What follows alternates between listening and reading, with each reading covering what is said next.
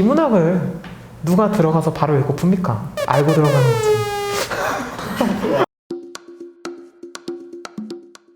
안녕하세요. 정책학과 19학번 박유진입니다. 안녕하세요. 경제금융학부 이원흥입니다. 빠르고 정확하게 하는 게 제일 중요해서 하루에 무조건 5문제씩 매일 푸는 습관을 들였어요. 문법은 개념이 제일 중요해서 강의나 학교 수업 같은 걸로 한번 쭉 이렇게 살펴보고 강의 노트를 만들어가지고 생각날 때마다 한 번씩 펼쳐보면서 아, 내가 이런 개념을 까먹었구나 하면서 그렇게 정리하는 방법이 제일 좋았어요. 평소 하던 대로 나를 믿고 그대로 풀면 답이 맞다.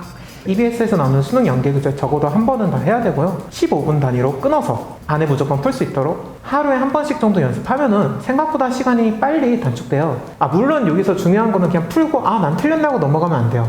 내가 어떤 문제 틀렸고 이걸 왜 틀렸는지도 봐야 되고 시간이 많이 소요됐던 그런 문제들은 당연히 나중에 다시 볼 때 왜 많이 걸렸지 다시 다 파악해야 되고요. 화작문은 비문학이 아니에요. 그렇게 꼼꼼하게 읽을 필요가 없어요. 가볍게 단어 끊어있어 읽어가지고 중요한 단어와 그 연관관계만 몇 가지 읽고 들어가면은 화작문에서는 금방 풀려요. 문법이 총 정리되어 있는 교재를 하나 산 다음에 관련 기출 했을 때 틀린 거 그 페이지에 끼워놓고 거기서 딱 하는 거예요. 그러면 나중에 갔을 때 그 책 한 권만 있으면은 내가 여기서 틀렸구나. 내가 저번에는 이런 문제 안 틀렸었나? 틀렸다면 분명 거기 끼워져 있었을 거고요. 이렇게 천천히 꾸준하게 반복을 하면은 금방 풀려요.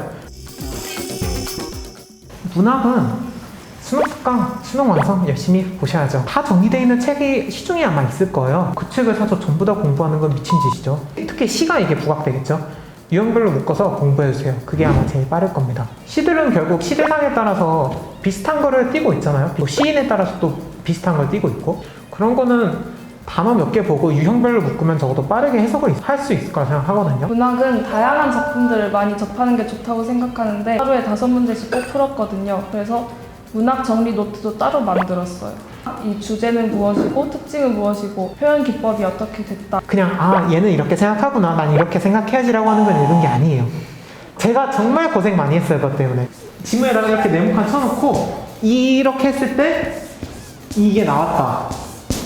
지문에서 이렇게 들어갔을 때는 뭐가 나올까? 이게 결국 문제의 답인 거잖아요. 이거를 좀 봐줬으면 좋겠어요. 제발 이 생각 담지 말고 이렇게 논리적으로 생각해라. 무조건 그 보기를 먼저 보고 이 작품은 이 관점으로 이렇게 읽어야겠구나 라는 걸 머리에 딱 박아놓고 시작하면 틀리지 않습니다. 고전 쪽은 그냥 내키는 대로 읽으세요. 그렇게 많이 변하진 않았어요. 단어들이. 그렇게 핵심적인 단어에서 틀리기 쉽지 않거든요. 무르르듯이 읽어서 공부해 주시면 될 것 같아요. 고전 쪽은 단어가 어려워서 많이 접근을 힘들어하는 것 같은데 단어에 대해서 제일 많이 신경을 썼던 것 같고요. 익숙해지게 노력을 했던 것 같습니다. 비문학 역시 평소에 하루에 5지문씩 푸는 게 제일 중요한데 일단 문제를 푼 다음에 채점을 하고 모든 선지, 모든 그 질문에 대해서 형광펜으로 지문에 다 그 근거를 찾아서 그었어요. 정답과 오답의 근거를 제가 볼펜으로 직접 하나하나 해설시 쓰는 것처럼 썼고 문단을 요약하는 것도 제일 중요해요. 문단 간의 개념 같은 걸 도식화하는 게 제일 중요한데 특히 과학기술 지문에서 여기서는 개념이 나왔다 하면은 여기다가 개념 이렇게 빠르게 적어놓고 톱니바퀴는 이렇게 생겼다. 제가 직접 눈으로 보고 바로 이해할 수 있게 그림으로 그리는 이런 방법도 제일 중요한 것 같아요. 서양의 우주론 문제 아시죠? 이럴 때 문과생들의 입장에서 어떻게 이거를 딱 넘어갈 수 있을까? 이렇게 직접 그림 그려서 이해하는 그런 방식이 제일 유용하다고 생각해서 항상 저 방법을 이용했고요. 제가 특히 잘 틀리는 약간 생물 이런 파트들은 EBS 같은 데 들어가서 인강을 찾아 듣기도 했어요. 그런 개념들은 일단 알아놓으면 배경 지식으로 쓸 수 있잖아요. 일단 보기 같은 데 보면은 무조건 답을 풀 수 있는 근거가 있으니 찾아내는 연습을 매일매일 하면 시험장에 가서도 당황하지 않고 풀 수 있습니다. 이런 보기 문제는 진짜 어렵잖아요. 지문 보고 바로 2번까지는 풀어봐요. 그때 그래도 안 풀리면 일단 다른 걸로 넘어간 다음에 다시 돌아와서 천천히 지문 한 번 다시 읽고 보기에 있는 개념이랑 지문에 있는 개념을 대조시키고 어떻게 적용이 되는가 이걸 빨리빨리 하는 게 중요합니다. 조금 앞에 있는 문제들은 생각보다 풀기 쉬워요. 대조로 바로 풀리거나 똑같은 뜻인데 단어만 다른 걸로 바꿔서 내는 문제들이 많아서 그냥 침착하게 풀면 잘 풀릴 것 같습니다. 문제를 푸실 때 딱 답이 명확하면 제끼고 넘어가는 그런 대담하신 분이신지 이게 확실히 답이다 싶으면 그냥 넘어가요. 추천 책 같은 거 있나요? 기출이 제일 좋고요. 그냥 다른 거 필요 없고 그냥 기출 문제집. 따로 사설로 보자면 이간 모의고사도 좋고 그 간슬개라고 매주 나오는 문제가 있는데 그것도 좋아요. 비문학을 누가 들어가서 바로 읽고 풉니까? 알고 들어가는 거지. 악몽의 문제가 있죠. 19학년도에 그 지구과학 문제. 똑같아요. 제 주변에 있던 대부분의 친구들, 특히 이과 친구들은 그걸 이미 다 알고 들어갔어요. 그리고 지구과학을 많이 하는 추세니까. 그러면 그 친구들은 뭐지? 물리하고 지구과학하고 대충 섞였네? 이거는 보기문 안 읽어도 이거겠는데? 하고 풀어 넘어간 친구들이 상위권에서 생각보다 많아요. 이게 제 생각에는 요즘의 그 핵심이라고 생각해요. 저는 이제 지문을 몇 가지로 나눌 수 있다고 생각하는데 그림 좀 그려주면서 이런 경우하고 이렇게 두 가지 경우로 나눌 수 있다고 생각을 해요. 하나는 3개 정도 나와가지고 그들의 공통점 차이점을 이제 서로 비교하는 거고, 하나는 2개가 크게 나와가지고 비교를 시키는 거예요. 이거는 그냥 흑백 논리 따져가면서 하세요. 그냥 이게 아니면 이거겠지라고 해도 돼요. 그다음 3개 같은 경우에는 이게 철학 문제에서 좀 많이 나오는 걸로 기억을 하고 있어요. 3개 정도의 학파를 나눠가지고 서로의 공통점 차이점을 비교하는. 지문을 읽다가 뭔가 좀 애매하면은 문제를 먼저 읽으세요. 문제에서 뭘 요구하는지를 먼저 찾아보고 그 문제에서 원하는 요구 사항만 정확하게 머릿속에 넣으세요. 일단 저는 정말 말씀드리고 싶은 게 도대체 그 표기는 왜 하는 거예요?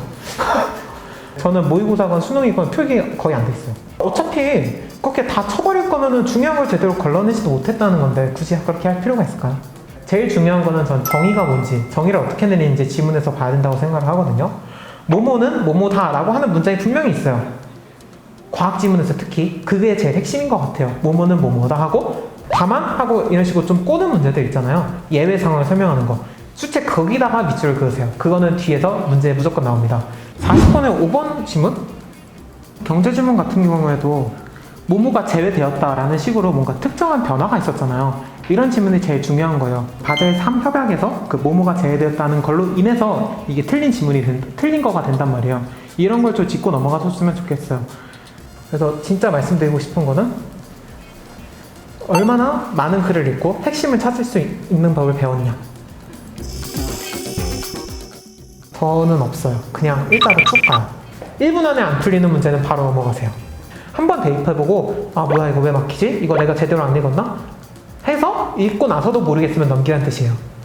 그렇게 문제당 시간을 그렇게 많이 쏟지 마세요. 마음을 편안히 갖고 빠르게 넘겨주세요. 모르겠는 거. 대신에 넘길 때도 이건 해야 됩니다. 확실하게 맞은 것은 다 동그라미 치고 선지를 지워버리시고 넘어가세요. 그래야지 시간 나중에 와서 또 그거 다시 보면서 일단 학교 내신에도 도움이 되고 그래서 기본으로 3회독은 했었어요. 학교 내신용으로 한 권 사고 그 다음에 따로 또 정시 공부용으로 한 권 사고 그래서 2권을 모두 아까 제가 말했던 그 개관 정리라고 해서 전부 다 특징 같은 거 정리하고 그렇게 해서 공부를 했습니다. 9시에 시작해서 10시 20분에 끝나잖아요. 그러면 저는 무조건 10시까지는 문제 푸는 걸 마쳤어요. 그 대충이라도 풀고 10시 10분까지는 제가 헷갈렸던 것들 위주로 꼼꼼하게 한 번 더 다시 보고 마지막 5분에만 이제 검토 완전 끝나고 마킹까지 하고 다 끝난 다음에는 그냥 한 번씩 차례락 넘겨보고 저는 수능 시험장 들어가기 전에 미리 다음날 아침에는 이걸 해야겠다 하고 준비한 게 비문학 지문 2개였어요. 그게 한 개는 제가 많이 보고 쉽게 파악이 되는 내용의 문제, 나머지 하나는 처음 보지만 쉬워 보이는 거, 엄청 짧고 되게 쉬워 보이는 지문 하나를 가져가서 그 자리에서 바로 풀고 채점할 수 있게 답지까지 가져가서 바로 풀었습니다. 그렇게 풀면 긴장이 풀리고 어느 정도 준비가 됐다 싶은 느낌이 들어요. 가장 중요한 거는 그 시험 시작하기 전에 잠깐 동안 이렇게 대기하는 기간 있잖아요. 그때 저는 혼자서 속으로 엄청 이렇게 외쳤어요. 야, 박유진 너는 국어 천재니까 무조건 100점 맞는다. 이걸 엄청 많이 외치면 긴장도 풀리고 나 잘할 수 있다 이런 생각이 많이 들어서 추천합니다. 엄청 추천해요, 이거. 제가 수능을 3번 보면서 많은 거를 겪었습니다. 첫 해에 지진으로 인한 수능 연기. 두 번째 해 국어 난리. 세 번째 샤프가 교체되면서 손이 자꾸 미끄러져가지고 할 수 있어요, 여러분. 3주라는 시간이 어떻게 쓰느냐에 따라서 진짜 많은 걸 할 수 있을 거예요. 그때 시간을 낭비하지 않았으면 좋겠어요. 시간 많이 남았고 지금 시작해도 늦은 거 아니에요. 저보다 더 높은 데 가셔도 좋을 것 같고 내년에 다시 봐도 좋을 것 같고 다 잘 되실 거라고 분명히 믿습니다. 수능 연기돼서 많이 착잡하시겠지만 평소대로 공부하시면 원하는 대학 꼭 가실 수 있을 거예요. 화이팅!